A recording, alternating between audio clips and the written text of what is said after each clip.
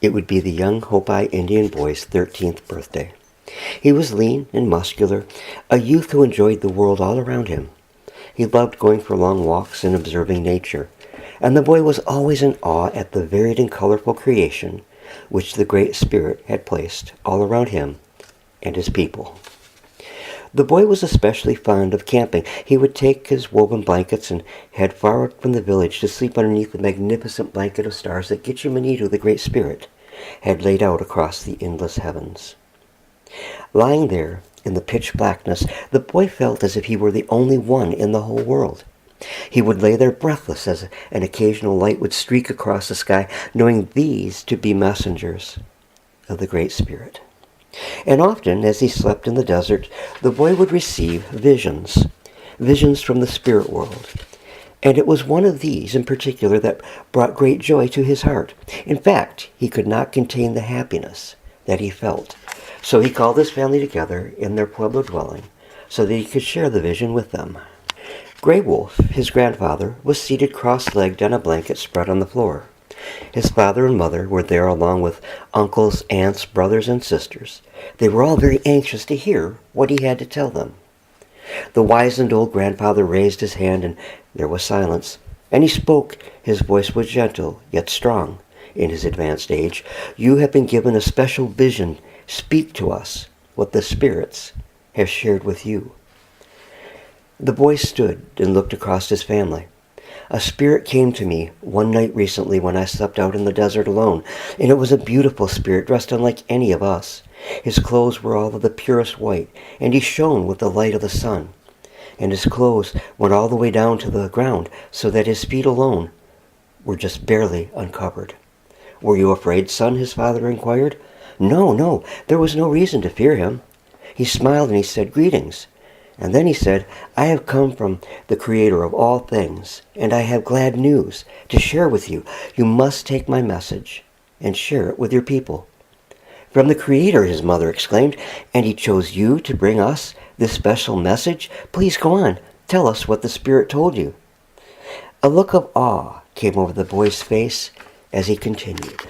"He told me that soon in a land far, far away, the Creator would come to earth and be born as a baby to live with men, the men that he created. And the Spirit said that the Creator had a very special mission that would be a great blessing to all of his children.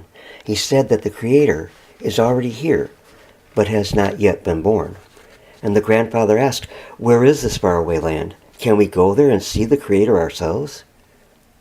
And he replied, "He said only that he is across many waters and lands, and the Creator will dwell there with other sheep, but that his mission of love is as much a blessing for us as them, and to all people through all time, past and time to come." One of the uncles smiled and remarked, "I look on a boy who will soon be a man, and he speaks as one who will be a great prophet and shaman. What else did the Spirit tell you?" "Well, he told me," but the boy stammered, "Well, I'm afraid to speak of this, Father." His father replied, "You don't need to fear, son. You must share all the vision that he gave to you." And the boy replied, "But such things are not for a boy to talk about with adults." "Please go on, my grandson, you must," the elder grandfather implored. "Well, he said that the baby Creator would be born of a very special maiden that has never known a man. She is a virgin, yet with child.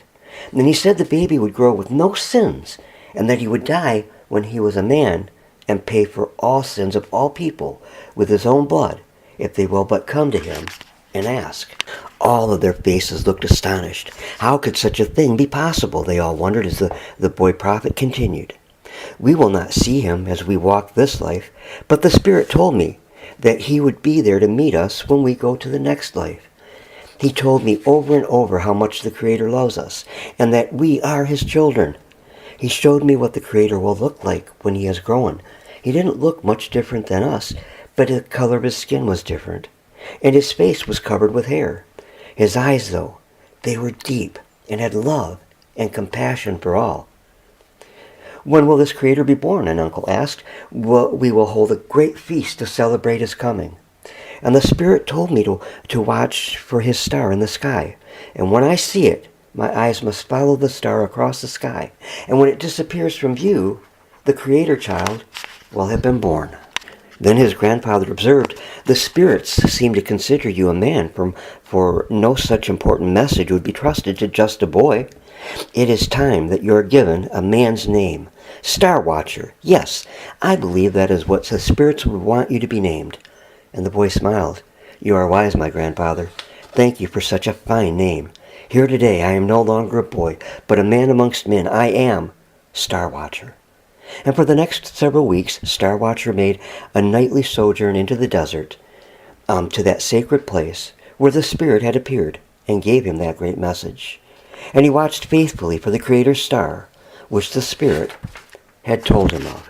One night he was very, very tired and fell into a deep sleep quite quickly. He had no idea how long he had been sleeping, but he woke and he sat bolt straight up. And it was late, and the desert was strangely silent and bright, and indeed brighter than when the full moon shines down on the sand. Yet it was not the time of the full moon, and Star Watcher rubbed the sleep from his eyes, and looking up, he saw the star. And in the sky, almost directly above him, was the brightest star that the man Star Watcher had ever seen. It was beautiful. There could be no doubt that this was the Creator's star, and he sat there transfixed by the vision high above him. And soon, in a faraway land, the Creator would be born, clothed in human flesh. Yes, Star Watcher, it is the Creator's star. The voice of that Spirit came from beside him. Star Watcher turned to face the handsome Spirit. Has the Creator been born yet? Oh, how I wish I could see him, to look on the face of the one who made everything that is. It would be a very long journey, Star Watcher, but there is another way, that you will not take your physical body, but rather your spirit. Lay back down on your blanket, and I will cause a vision to fall on you. The eyes of your spirit will see the baby that even now has just been born." And Star Watcher did as he was told, and he laid back, and he closed his eyes. In an instant, it was as if he were gone from the desert, and that waters and lands rushed past beneath him. He thought how fast the Spirit was able to travel. The setting he appeared at was strange to him, as were the people. All the men had hair on their faces, something the men of his people could not grow.